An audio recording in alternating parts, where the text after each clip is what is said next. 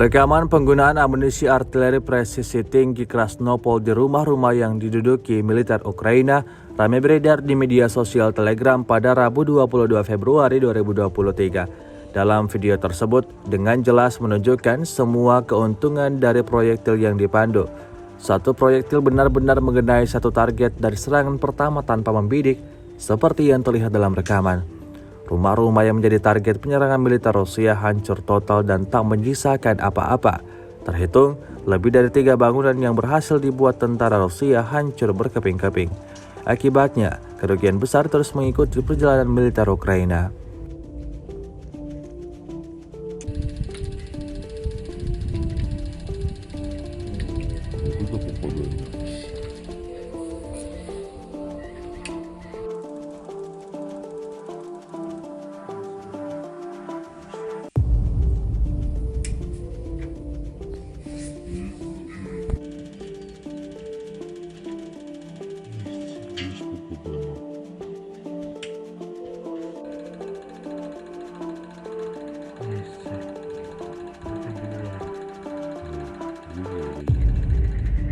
Rusia melaporkan secara total 386 pesawat Ukraina, 210 helikopter, 3.203 kendaraan udara tak berawak, 405 sistem rudal anti pesawat dieliminir oleh pasukan Vladimir Putin.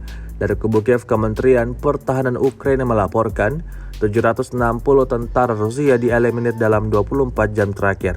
Total 144.440 prajurit Rusia meninggal sejak awal konflik hingga hari ke-364.